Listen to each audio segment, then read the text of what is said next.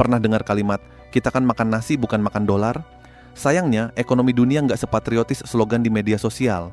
Saat Bank Indonesia mulai menaikkan suku bunga secara agresif, itu adalah sinyal bahaya kalau rupiah lagi nggak baik-baik saja. Kalau angka 20.000 per dolar benar-benar tembus, hidup kita di Juli 2026 bakal berubah drastis. Inflasi bukan lagi sekadar angka di televisi, tapi badai yang bisa menghancurkan daya beli kita dalam sekejap. Inilah skenario pahit yang bisa terjadi kalau rupiah benar-benar tembus 20.000 per dolar di Juli 2026. Saat harga sembako naik sampai 3 kali lipat dan hidup masyarakat mulai terasa makin berat. Juli 2026 mungkin akan jadi salah satu bulan yang paling sunyi sekaligus paling menegangkan buat banyak keluarga di Indonesia. Bukan karena perang besar tiba-tiba meledak di jalanan, bukan juga karena negara ini mendadak runtuh dalam satu malam seperti film bencana, tapi karena sesuatu yang jauh lebih pelan dan lebih mengerikan sedang terjadi diam-diam, yaitu ketika rakyat mulai sadar kalau uang yang mereka pegang setiap hari perlahan kehilangan kemampuan untuk membeli hidup yang layak. Dan masalah terbesar dari krisis seperti ini adalah dia tidak datang dengan suara sirene. Dia datang lewat hal-hal kecil yang awalnya terlihat biasa saja. Harga beras naik sedikit, minyak goreng mulai berubah ukuran, tempe makin tipis, ongkos transportasi naik diam-diam, sampai akhirnya satu hari orang berdiri di depan warung dan sadar penghasilan mereka masih sama, tapi kebutuhan pokok sudah terasa seperti barang mewah. Di titik itulah banyak orang baru paham bahwa pelemahan rupiah bukan cuma urusan grafik ekonomi atau debat para analis di televisi, tapi urusan dapur, makan malam, dan rasa aman jutaan keluarga biasa. Sekarang bayangin situasinya kalau rupiah benar-benar menyentuh angka 20.000 per dolar Amerika. Angka itu memang belum terjadi hari ini, tapi tekanan ke arah sana mulai terlihat cukup jelas. Bahkan beberapa pekan terakhir, rupiah sudah sempat menyentuh level 17.700-an per dolar dan membuat Bank Indonesia sampai menaikkan suku bunga secara agresif demi menahan pelemahan yang makin liar. Reuters melaporkan Bank Indonesia menaikkan suku bunga acuan karena rupiah mengalami tekanan besar akibat ketidakpastian global, perang Timur Tengah, dan kekhawatiran investor terhadap kondisi fiskal Indonesia. Artinya apa? Artinya, bahkan otoritas moneter sendiri sudah melihat ada ancaman serius terhadap stabilitas mata uang kita.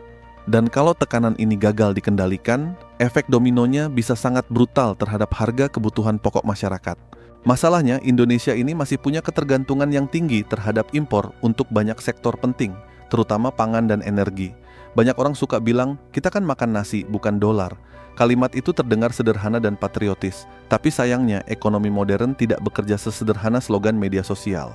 Bahkan makanan yang kita anggap lokal pun banyak yang bergantung pada rantai pasok global.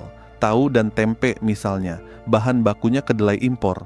Mie instan dan roti bergantung pada gandum impor, belum lagi pupuk, mesin pertanian, suku cadang, dan bahan bakar yang sebagian besar harganya berkaitan langsung dengan dolar Amerika.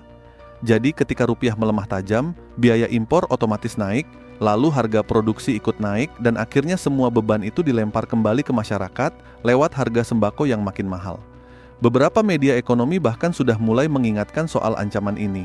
Ada laporan yang menyebut ketika rupiah menembus 17.600, harga pangan impor mulai terancam naik karena biaya bahan baku melonjak di tingkat produsen. Komoditas seperti gandum dan kedelai disebut jadi sektor yang paling rentan terdampak. Dan ini sebenarnya logis. Kalau harga impor naik 20 atau 30%, produsen tidak mungkin terus menanggung kerugian sendiri. Cepat atau lambat, harga di pasar pasti ikut dinaikkan. Akhirnya rakyat lagi yang harus menyesuaikan hidup. Yang bikin situasi terasa makin pahit adalah kemungkinan kenaikan harga itu tidak lagi bertahap. Kalau rupiah benar-benar tembus 20.000, bukan tidak mungkin beberapa kebutuhan pokok melonjak sampai 2 atau bahkan 3 kali lipat dalam periode tertentu. Terutama barang yang sangat bergantung pada impor dan distribusi energi. Dan kalau itu terjadi, masalah terbesar bukan cuma inflasi, tapi hilangnya daya beli masyarakat. Karena kenyataannya, kenaikan gaji hampir selalu jauh lebih lambat dibanding kenaikan harga barang. Jadi, ketika sembako melonjak drastis, banyak orang tidak punya ruang bernapas lagi. Mereka bukan hidup untuk berkembang, tapi sekadar bertahan sampai akhir bulan. Lucunya, di tengah ancaman seperti ini, sebagian masyarakat masih terlalu tenang. Pusat perbelanjaan masih ramai, media sosial masih penuh flexing liburan dan kopi mahal. Seolah semuanya baik-baik saja, padahal sejarah ekonomi selalu menunjukkan pola yang sama. Bank Indonesia sendiri sebenarnya masih mencoba menjaga optimisme. Ada proyeksi bahwa pertumbuhan ekonomi Indonesia tetap bisa tumbuh di atas 5% pada 2026 dan inflasi tetap terkendali. Tapi di sisi lain, ada juga analisis dari LPMF EBUI yang memperingatkan inflasi awal 2026 berpotensi melampaui target Bank Indonesia karena harga komoditas global tinggi dan depresiasi rupiah meningkatkan biaya impor. Jadi, kita sebenarnya sedang melihat dua narasi yang berjalan bersamaan. Narasi optimisme resmi dari pemerintah dan otoritas, lalu narasi kekhawatiran dari pasar serta pengamat ekonomi. Dan biasanya masyarakat ada di tengah-tengah kebingungan itu. Yang menarik, keresahan soal rupiah ini juga sudah terasa di level publik biasa. Di forum-forum internet dan media sosial, banyak orang mulai bicara soal kemungkinan dolar menembus 18.000 sampai 20.000. Dan jujur saja, yang paling berbahaya dari krisis ekonomi bukan cuma kemiskinan, tapi efek psikologisnya. Ketika harga kebutuhan pokok melonjak dan hidup makin sulit, masyarakat jadi mudah panik, mudah marah, dan mudah terpecah. Orang mulai kehilangan rasa percaya, baik kepada pemerintah maupun sesama. Di situ, stabilitas sosial perlahan ikut terganggu. Kita pernah melihat pola ini di banyak negara. Ketika ekonomi mulai menekan terlalu keras, konflik sosial ikut naik. Karena orang lapar jauh lebih sulit diajak bicara soal kesabaran.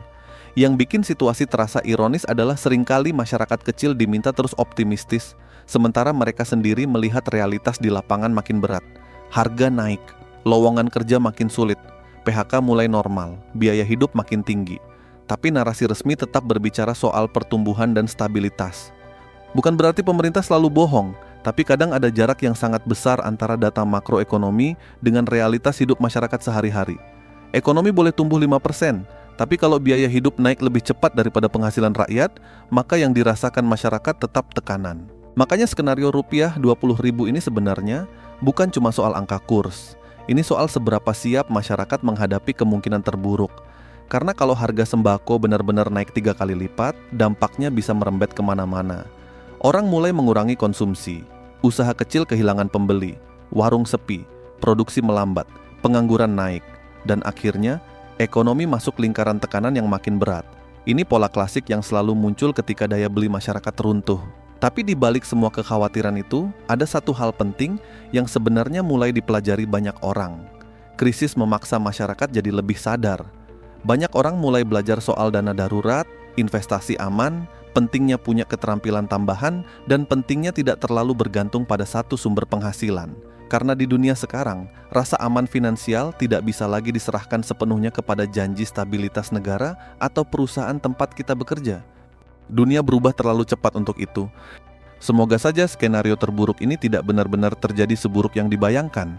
Semoga rupiah bisa stabil lagi, semoga inflasi tetap terkendali, dan semoga pemerintah benar-benar serius memperkuat ketahanan pangan dan ekonomi nasional, bukan cuma menjaga citra di depan kamera. Tapi kalaupun badai itu datang, setidaknya kita jangan jadi masyarakat yang buta arah dan terlalu sibuk menyangkal kenyataan.